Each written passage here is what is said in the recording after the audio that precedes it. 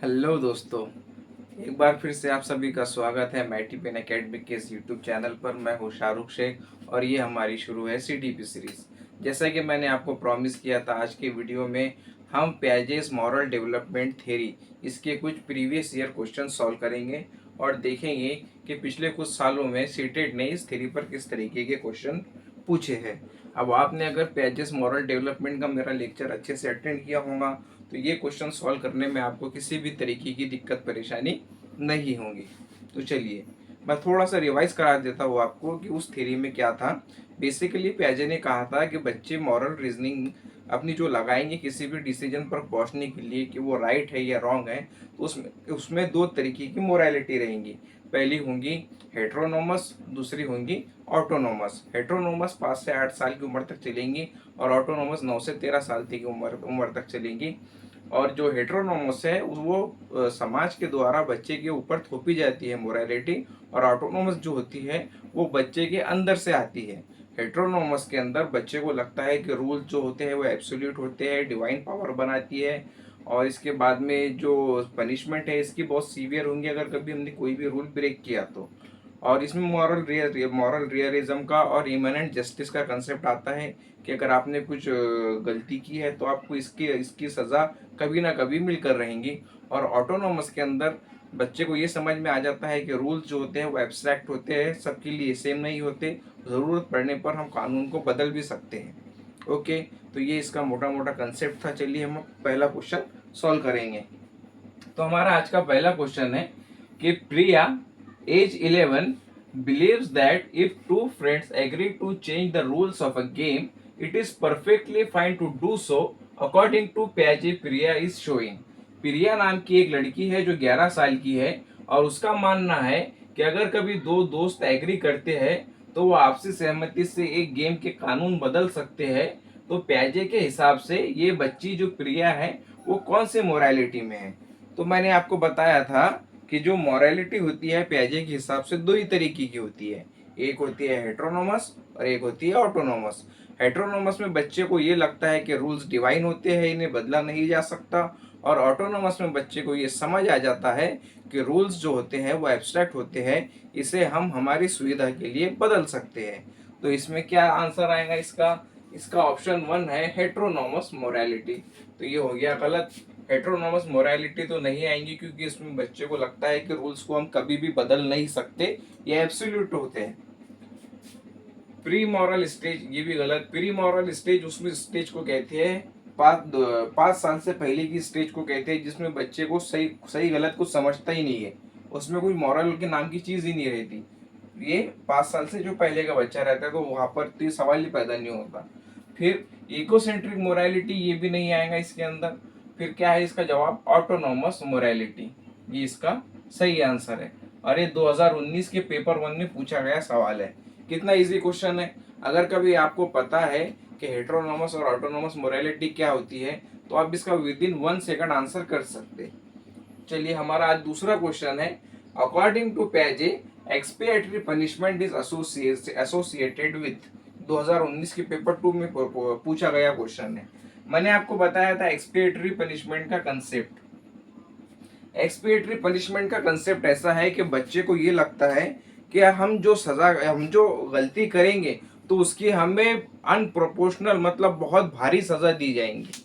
ये है एक्सपिएटरी पनिशमेंट का कंसेप्ट। और ये किस में होता है? ये होता है हेट्रोनोमस मोरालिटी में। और इसकी बिल्कुल उल्टा होता है ऑटोनोमस मोरालिटी में, रेसिप्रोकल पनिशमेंट का कंसेप्ट, कि जितनी गलती है सिर्फ उसी के हिसाब से सजा मिलेंगी। तो यहाँ पर हमें पूछा है कि एक्सपिएटरी पनिशमेंट का कंसेप्ट किसके साथ में अटैच है। तो पहला है ऑटोनोमस मोरालिटी, तो ये हो जाएगा गलत जवाब क्योंकि ऑटोनोमस मोरालिटी में क्या आता है? Reciprocal punishment. आपका साथ में रिवाइज भी हो जा रहा है, रेसिप्रोकल पनिशमेंट। फिर हेट्रोनोमस मोरालिटी, ये इसका सही आंसर होगा क्योंकि एक्सपिएटरी जो रहता है वो हेट्रोनोमस में रहता है। प्री कन्वेंशनल मोरालिटी भी नहीं और प्री मॉरल स्टेज भी नहीं, ये दोनों भी नहीं रहेगा। 2019 के पेपर 2 में पूछा गया क्वेश्चन, कितना सिंपल क्वेश्चन है। ओके, अब क्वेश्चन नंबर 3 देखते हैं हम क्या है। क्वेश्चन नंबर 3 है A teacher notices that her 6-year-old students consider it very wrong to tell even a tiny lie, but acceptable to steal something small to avoid severe punishment. According to Piaget, this reflects कि एक teacher है, उसके जो 6 साल के students हैं वो ये सोचते हैं कि ये बहुत बुरी बात है कि हम एक छोटा सा भी झूठ बोले, मगर वो इस बात को एक्सेप्टेबल समझते हैं कि हम कोई छोटी सी चीज जो है वो चुरा सकते हैं एक बड़ी पनिशमेंट से बचने के लिए, एक बड़ी पनिशमेंट से बचने के लिए। तो हमें यहाँ पर कुछ पॉइंट्स देखना होंगे कि बच्चे कंसिडर करते हैं it is very wrong to tell even a tiny lie, मतलब बच्चे जो है वो छोटा सा झूठ बोलने को भी गलत समझ रहे, मतलब बच्चे ये समझ रहे कि रूल्स जो होते हैं वो एब्सोल्यूट होते हैं, और एक छोटी सी चोरी करने को सही समझ रहे किसके लिए, avoid severe punishment, severe punishment से बचने के लिए। तो सीवियर पनिशमेंट मतलब क्या, एक्सपिएटरी पनिशमेंट से बचने के लिए। तो अब एक्सपिएटरी पनिशमेंट और एब्सोल्यूट ये दोनों किस स्टेज के अंदर आएंगे, बिल्कुल सही है, हेट्रोनॉमस मोरालिटी में आएंगे। तो यहाँ पर क्या जवाब होगा, हेट्रोनॉमस मोरालिटी। अब फिर अपन देखेंगे इसके अंदर कंसेप्ट क्या क्या है, तो ये ऑप्शन क्या क्या है। पहला है कन्वेंशनल मॉरल रीजनिंग, गलत, कन्वेंशनल मॉरल रीजनिंग नहीं आएगा, ये ऑटोनॉमस के अंदर जाके होगा। फिर है moral relativism of autonomous stage, autonomous stage भी नहीं आएगा, क्योंकि ऑटोनॉमस स्टेज के अंदर मॉरल रिलेटिविज्म का मतलब होता है कि कानून जो है वो हमारे हिसाब से बदल सकते हैं, कानून जो होता है वो रिलेटिव होता है। फिर आएगा मॉरल रियलिज्म और हेट्रोनॉमस स्टेज, ये बिल्कुल सही जवाब होगा उसका, हेट्रोनॉमस स्टेज इसके अंदर आ गया, और हेट्रोनॉमस स्टेज का मॉरल रियलिज्म के कानून को बदला नहीं जा सकता और उसमें पनिशमेंट का कंसेप्ट भी आ गया। एब्स्ट्रैक्ट मॉरल मॉरल थिंकिंग ये नहीं होगा। अब एब्स्ट्रैक्ट किसको कहते हैं, एब्स्ट्रैक्ट जो रहता है जिसको हम बदल सकते हैं, जो सबके लिए सेम नहीं रहता, किसी के लिए कुछ होता है किसी के लिए कुछ होता है। ट्रैफिक सिग्नल के ऊपर खड़ी हुई एक कार के लिए रेड लाइट जो है कभी नहीं टूटेंगी, मगर एक एम्बुलेंस के लिए वो रेड लाइट तोड़ सकती है एम्बुलेंस। तो ये क्या है, एब्स्ट्रैक्ट है। तो इसका सही जवाब होगा सी। ये एमसीक्यू को सॉल्व करने का तरीका है। अब इसमें डायरेक्ट कंसेप्ट नहीं पूछा था, आपको थोड़ी सी थ्योरी पता होनी चाहिए थी, उसके बाद में आप इसका आंसर निकाल सकते।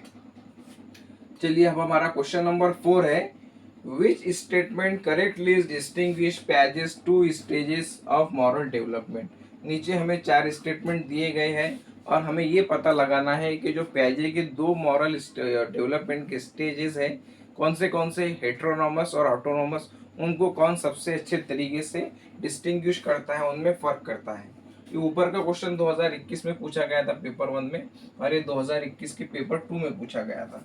तो हमारा है पहला हेट्रोनॉमी इंटेंशन बेस्ड जजमेंट।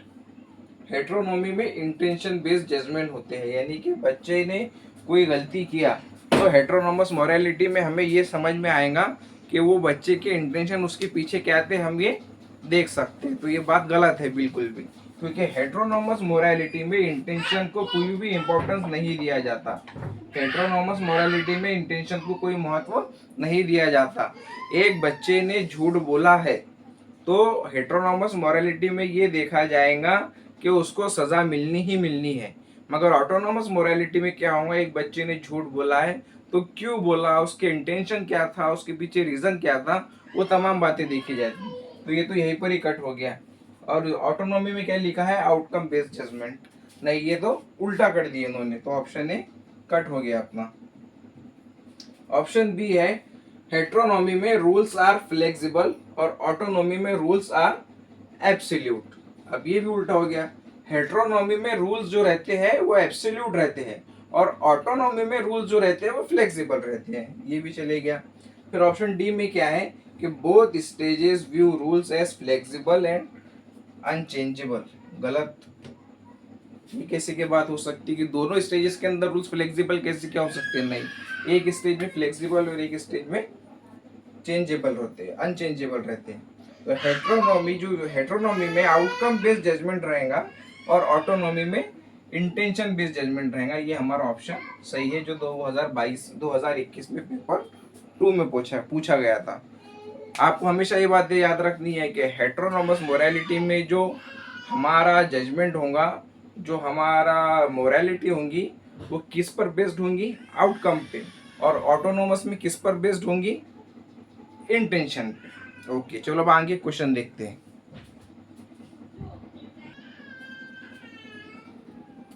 चलिए, तो हमारा नेक्स्ट क्वेश्चन है क्वेश्चन नंबर 5 कि Piaget's theory of moral development is closely linked to his cognitive developmental stages. Autonomous morality is best associated with which? Okay, अब यहाँ पर आपको क्या किया है, थोड़ी सी गूगली डाला है क्वेश्चन में। गूगली ऐसे डाला है कि जीन पैजे की दो थेरीज हैं। सबसे पहली थेरी है उनकी बहुत ही world famous theory of cognitive development, और दूसरी थेरी है थेरी ऑफ मॉरल डेवलपमेंट। तो इस क्वेश्चन में उन दोनों को मर्ज कर कर क्वेश्चन पूछा है। क्वेश्चन में हमें ये पूछा गया है कि जो जीन पैजी की थेरी ऑफ मॉरल डेवलपमेंट है वो थेरी ऑफ कॉग्निटिव डेवलपमेंट से क्लोजली लिंक है।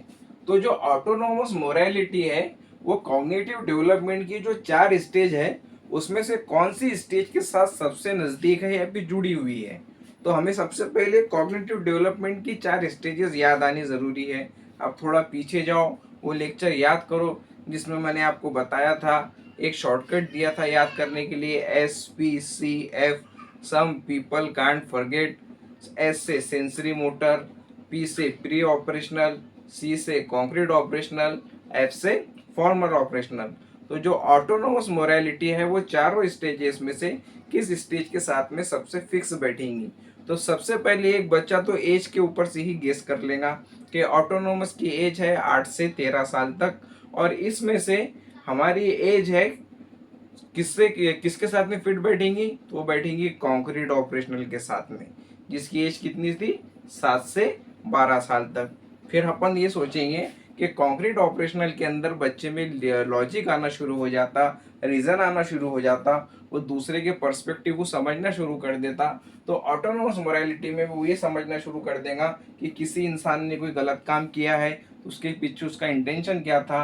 रूल्स जो है वो किसी एक डिवाइन व्यक्ति नहीं बनाता, बल्कि फ्लेक्सिबल होते हैं, एब्स्ट्रैक्ट होते हैं। तो ये चीजें समझने के लिए उसे कॉन्क्रीट ऑपरेशनल स्टेज में आना जरूरी होगा।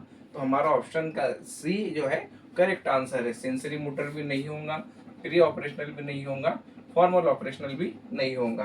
तो ये क्वेश्चन आपकी टेस्ट करता है कि आपका जो कंसेप्ट क्लियरेंस है वो किस हद तक है, कितना अच्छे आपके कंसेप्ट क्लियर है, और आप दो अलग अलग पढ़ी हुई चीज़ों को एक साथ मर्ज कर सकते हो या नहीं।